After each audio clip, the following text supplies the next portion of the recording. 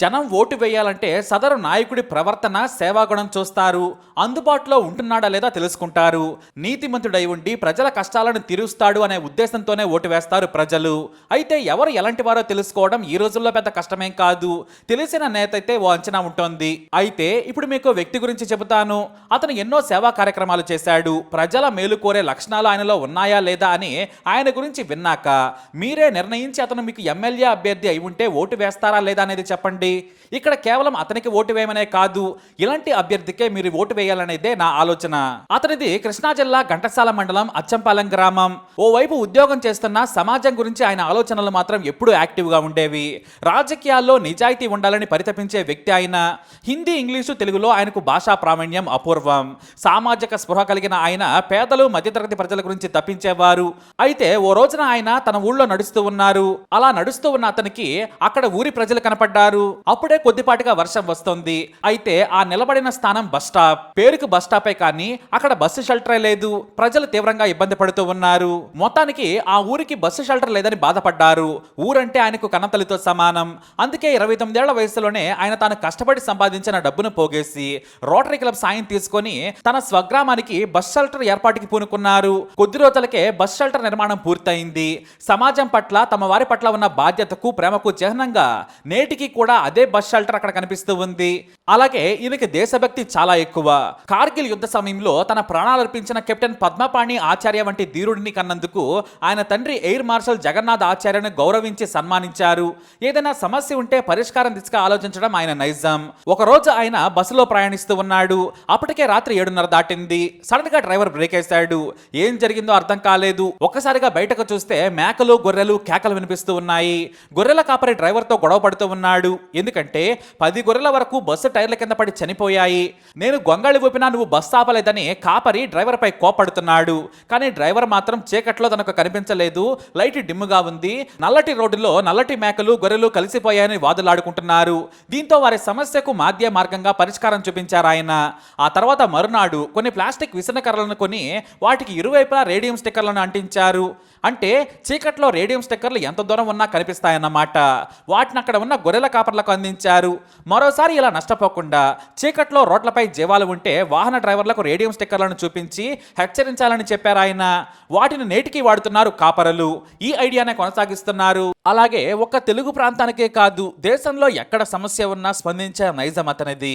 ఓసారి ఆంగ్ల పత్రికలో ఓ వార్తను చూశారాయన.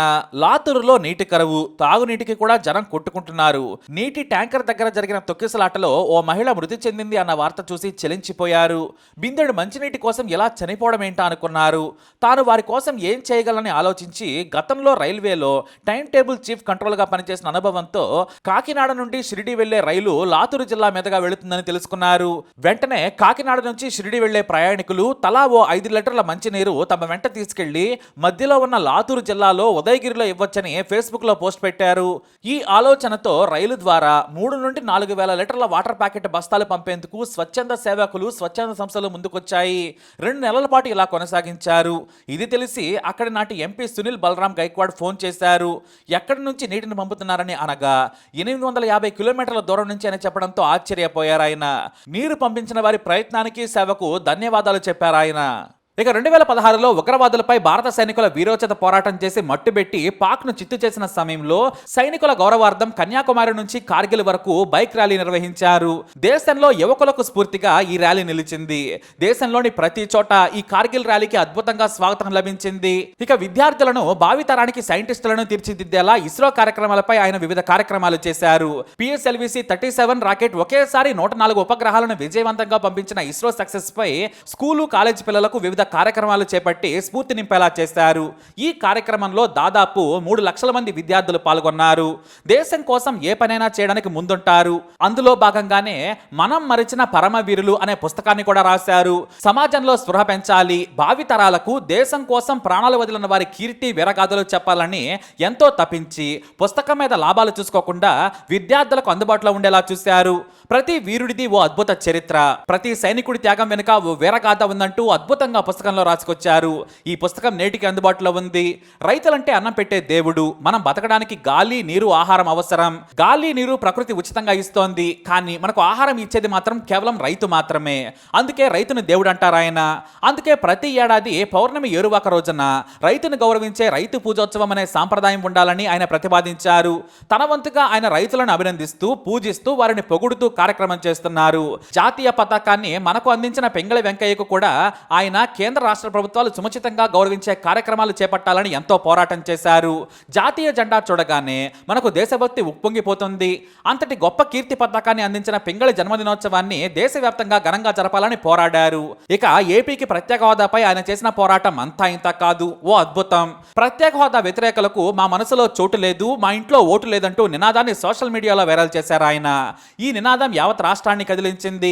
ఏపీలోనే కాదు, ప్రపంచంలోని ప్రతి ఆంధ్రుడికి చేరేలా ప్రత్యేక హోదాపై ఆయన చేసిన పోరాటం ఎంతో విలువైనది.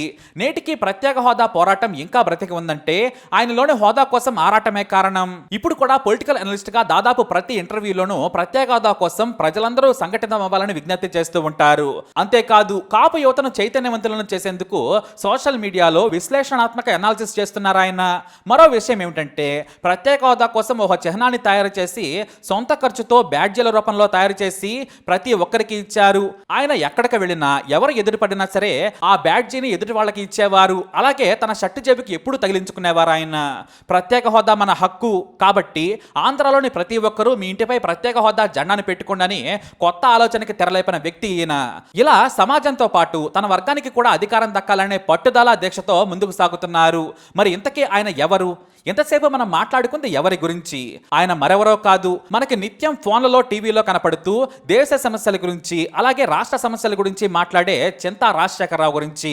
ఆయనది అవనిగడ్డ నియోజకవర్గానికి చెందిన కృష్ణా జిల్లా ఘంటసాల మండలం అచ్చంపాలెం. వారి తండ్రి చింతా కోటేశ్వరరావు, మాతృమూర్తి చింతా సరళాదేవి. చిన్నప్పటి నుంచే సమాజం కోసం తపిస్తున్న ఇటువంటి వారిని ఆదరిద్దాం. మనందరం కూడా మంచి కోరుకునే వారికి చేయూతనిచ్చి ప్రోత్సహించాలి. ముఖ్యంగా కృష్ణా జిల్లా అవనిగడ్డ నియోజకవర్గం వాసులు ఆయన గురించి తెలుసుకుని తమ వారికి చెప్పాలని కోరుకుందాం. ఏ పదవి లేకపోయినా వ్యక్తిగత హోదాలోనే ఇతరుల కష్టాలు మనకెందుకులే అని వదిలేయకుండా చేతనైన పరిష్కారం కోసం ఆలోచించే గుణం, సమాజం పట్ల బాధ్యత, దేశం పట్ల ఎనలేని ప్రేమ, రాష్ట్ర ప్రయోజనాలు, భావితరాల భవిష్యత్తు గురించి తప్పించే మనస్తత్వం ఉన్నదని చింతా రాజశేఖరరావు పూర్వ చరిత్ర చెబుతున్నది. మరి ఇలాంటి వ్యక్తిత్వం ఉన్నవారు ప్రజాప్రతినిధి అయితే ఏ స్థాయిలో ప్రజలకు సేవ చేయగలరో ఒక్కసారి ఊహించండి. ఇలాంటి అభ్యర్థినే మీరు ఎంచుకోండి. మరి మీరేమంటారో కూడా మీ అభిప్రాయాన్ని కమెంట్ ద్వారా తెలియజేయండి. వీడిని లైక్ చేయండి, షేర్ చేయండి, మా ఛానల్ని సబ్స్క్రైబ్ చేసుకోండి.